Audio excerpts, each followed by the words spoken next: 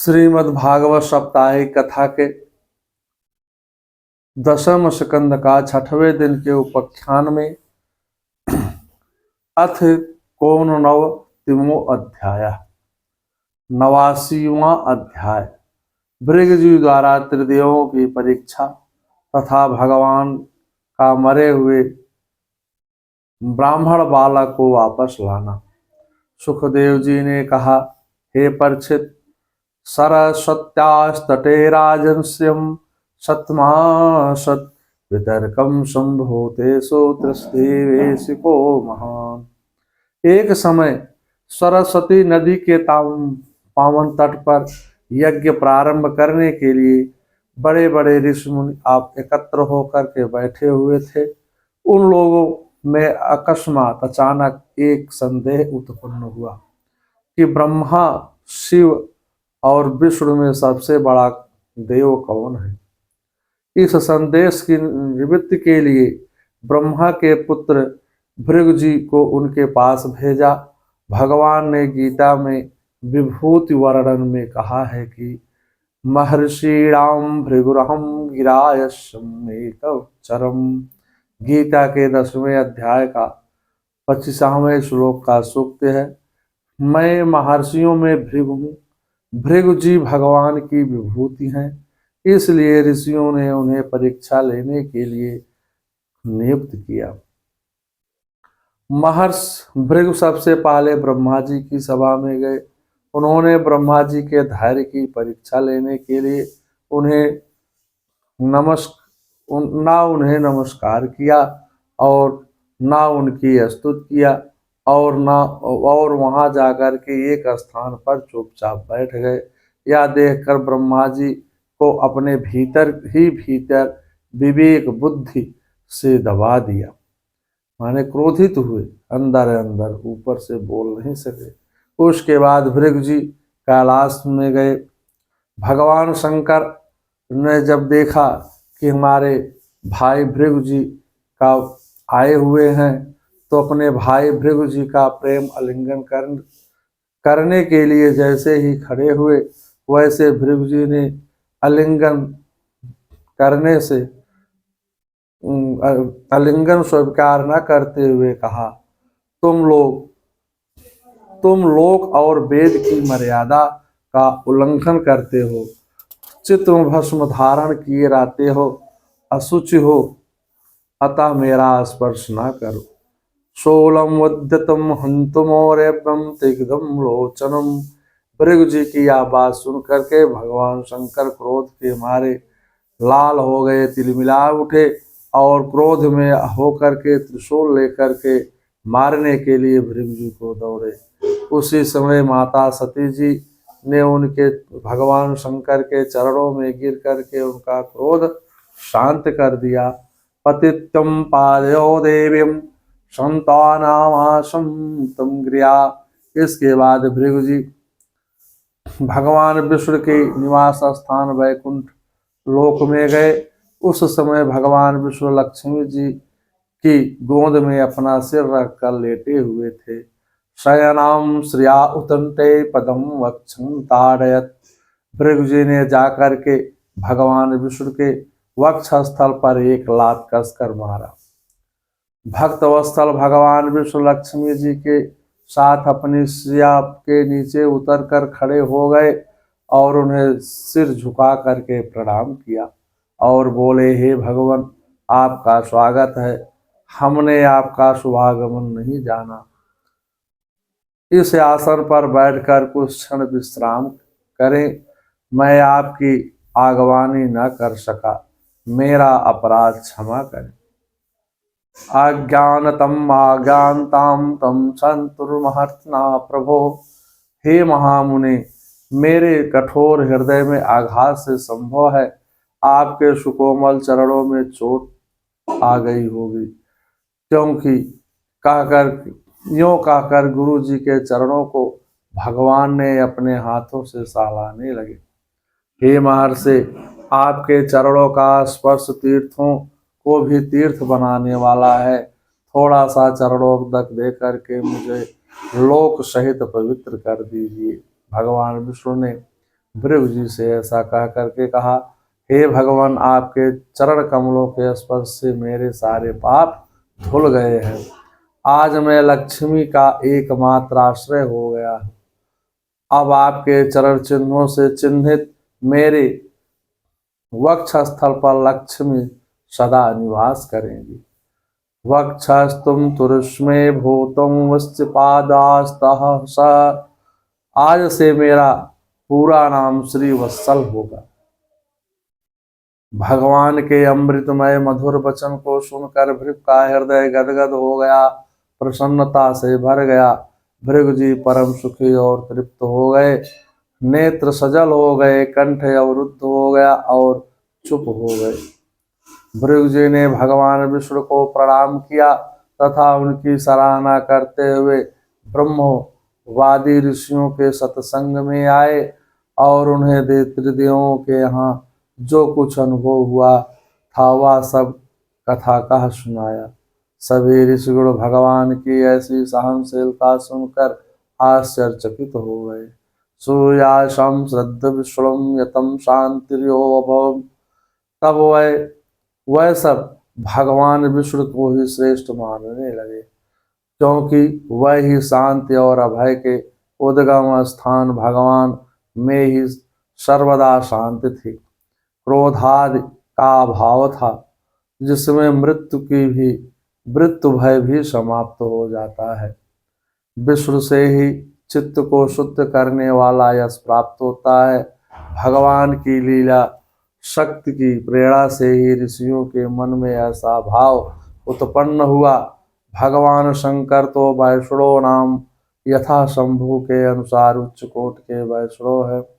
उनकी उपासना से मनुष्य वैष्णव तत्व को प्राप्त होता है। भगवान शंकर एवं विष्णु दोनों ही वैष्णव एवं शैव हैं, दोनों ही उपायस्त एवं उपासक हैं। मानस में गोस्वामी पाद ने यही भाव व्यक्त किया है। शंकर प्रिय मम द्रोही शिव द्रोही मम दास। ते नर करहि कलप भरी घोर नरक महुआस। शंकर प्रिय मम द्रोही शिव द्रोही मम दास। ते नर करहि कलप भरी घोर नरक महुआस। श्री रामचरितमानस से। सुखदेव जी ने कहा, हे राजन, भगवान श्री हरि के उत्कर्ष एवं आख्यान और श्रवण करो।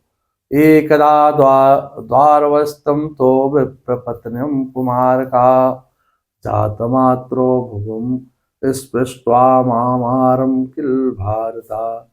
एक दिन की बात है, द्वारकापुरी में किसी ब्राह्मण के गर्भ से एक पुत्र पैदा हुआ, परंतु वह उसी समय पृथ्वी का स्पर्श होते ही वह बालक मर गया। ब्राह्मण अपने बालक का मृत शरीर लेकर के राजमहल के द्वार पर गया। वहां उसे रख करके अत्यंत आतुरता और दुखी मन से विलाप करता हुआ यह कहने लगा, छत्रबंदो कर्म दोषम पंचत्वम में गतो अर्भ का। ब्रह्मद्रोही, लोभी और विषयी इस राजा के दोष से मेरे बालक की मृत्यु हुई है। इस प्रकार उस ब्राह्मण ने आठ बालक मर गए। वह ब्राह्मण अपने पुत्र की लाश राजमहल के दरवाजे पर रख गया और वही बात कहा गया। नवे बालक के मरने पर जब वह वहां गया तब उस समय भगवान श्री कृष्ण के पास अर्जुन भी बैठे हुए थे। उन्होंने ब्राह्मण की बात सुन करके उससे कहा, हे ब्राह्मण, आपके निवास स्थान द्वारिका में कोई धनुर्धारी क्षत्रिय नहीं है क्या, जो आपके भी बालक की रक्षा कर सके? अच्छा, तुम चिंता मत करो, मैं तुम्हारे भी बालक का रक्षा करूंगा। यदि कदाचित इससे सफल न हो सका तो मैं प्रतिज्ञा करता हूं कि मैं आग में कूद कर मर जाऊंगा। ब्राह्मण देवता अर्जुन की बात का विश्वास करके बड़ी प्रसन्नता के से घर लौट गए। जब वह 10वें बालक के होने का समय आया, तब वह ब्राह्मण आतुर होकर अर्जुन के पास गया और कहने लगा, इस बार तुम मेरे बच्चे को मृत्यु से बचा लो। यह सुनकर अर्जुन ने शुद्ध जल से आचमन किया तथा भगवान शंकर को नमस्कार किया। तदंतर दिव्य अस्त्रों का स्मरण कर गांडीव उठाया और बाणों को अभिमंत्रित करके प्रसव गृह के चारों ओर से घेर लिया। श्रोतिका गृह के ऊपर बाणों का एक पिंजरा बना दिया। इसके बाद ब्राह्मण के गर्भ से एक शिशु पैदा हुआ, जो देखते देखते सशरीर अंतर ध्यान हो गया। यह देख ब्राह्मण श्री कृष्ण के सामने ही अर्जुन को की निंदा करके अपशब्द बोलने लगा। तब अर्जुन लज्जित होकर बालक का पता लगाने के लिए यमपुरी पहुंचे। इसके बाद इंद्र, अग्नि, सोम, वायु, वरुण आदि की पुरियों में महदाद लोकों में गए, परंतु कहीं भी बालक नहीं मिला। ततो लब्धम द्विजसुतो हस्य निस्तीरम प्रतिसुता। उनकी प्रतिज्ञा पूरी न हो सकी। अब उन्होंने अग्नि में प्रवेश करने का निश्चय किया, परंतु भगवान श्री कृष्ण ने ऐसा करने से अर्जुन को रोक दिया और भगवान अर्जुन को साथ लेकर पश्चिम दिशा की ओर चल दिए। वहां से सप्तद्वीप समुद्र पर्वत पार कर घोर अंधकार में प्रविष्ट हुए। उस अंधकार में घोड़ों की गति रुक गई। भगवान दिव्य चक्र द्वारा अंधकार को विदीर्ण कर एक दिव्य प्रकाशमय स्थान में जा पहुंचे। भगवान ने तेजस्वी चक्र को आगे चलने की आज्ञा दिया।